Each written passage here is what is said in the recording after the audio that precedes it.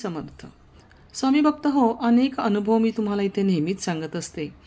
अनेक लोक ते अनुभव माझ्यापर्यंत पोचवत असतात. ही स्वामींचीच कृपा की कोणत्या ना कोणत्या मार्गाने ते अनुभव माझ्यापर्यंत पोचतात. असे अनेक स्वामी भक्त त्यांचे अनुभव सांगत असतात आणि मी ते तुमच्यापर्यंत पोचवत असते. ही सुद्धा स्वामींचीच कृपा. नरेंद्र कुमार तळवळकर हे निवृत्त आहेत आणि स्वामी त्यांना काय अनुभव देऊन गेले ह्याबद्दल त्यांनी सांगितलेलं आहे. त्यांच्या मनामध्ये अनेक दिवस असं येत होतं की आपण स्वामींचं ओवीबद्ध असं चरित्र लिहावं. एक दिवस त्यांनी श्री स्वामींना प्रार्थना केली की मला शब्द पुरवा हो स्वामी. आणि दुसऱ्या दिवशी काय आश्चर्य, त्यांचे जे मित्र आहेत सोनवणे सकाळीच त्यांच्या घरी आले आणि म्हणाले, काल रात्रीच माझे आई बाबा अक्कलकोटला जाऊन आले आणि येताना तुमच्यासाठी श्री स्वामींचा प्रसाद आणि विभूतीसुद्धा आणली आहे, तीच द्यायला मी आलो आहे. हे स्वामी समर्थांनी मला चरित्र लिहिण्यास दिलेले आशीर्वादच नाहीत का, असं त्यांना अगदी मनापासून वाटलं. माझे चरित्र हे लिहून पूर्ण झाले त्याच दिवशी माझा मित्र श्री शिवाजी बाबर हा नेमकाच आला, जो प्रिंटिंग प्रेस चालवतो, आणि त्याला हे चरित्राबाबत कळल्यावर त्याने स्वतः आपणहून पुढाकार घेतला आणि मला हे चरित्र सुंदरपैकी छापून सुद्धा दिलं, आणि तेही एकही रुपया न घेता.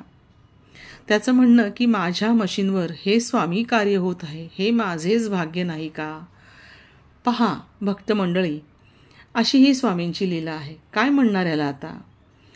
त्यांचं म्हणणं असं आहे की मी एक साधा संसारी माणूस आहे, इंजिनियर म्हणून नोकरी करणार आहे.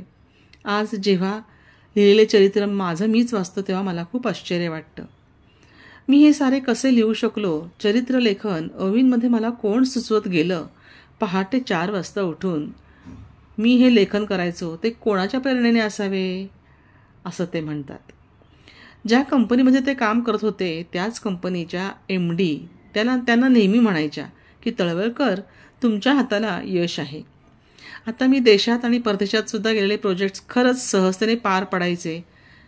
आता या कामात कोणत्याही न चुकता एखादी व्यक्ती अशी भेटायची की जी शब्दशः स्टार्ट टू फिनिश माझ्याबरोबर काम का करायची आणि का राहायची.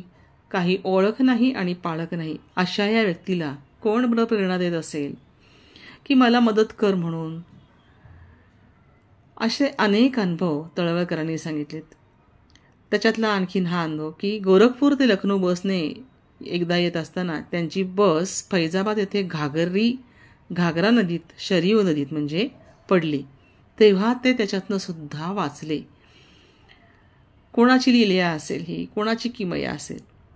1991 मध्ये सुद्धा कामानिमित्त तामिळनाडू येथे ते गेले होते. त्यावेळेस कंपनीच्या गेस्ट हाऊसमध्ये त्यांना रूम दिली गेली होती राहण्यासाठी, आणि तिथे श्री स्वामी समर्थांचा फोटो होता.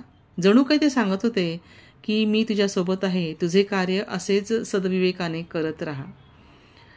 त्यांना भास झाला की हे सुद्धा स्वामींनी मला सांगण्यासाठीच आधीच माझ्या इथे येऊन माझ्या रूममध्ये स्थानापन्न झाले होते, असं त्यांचं ठाम मत आहे.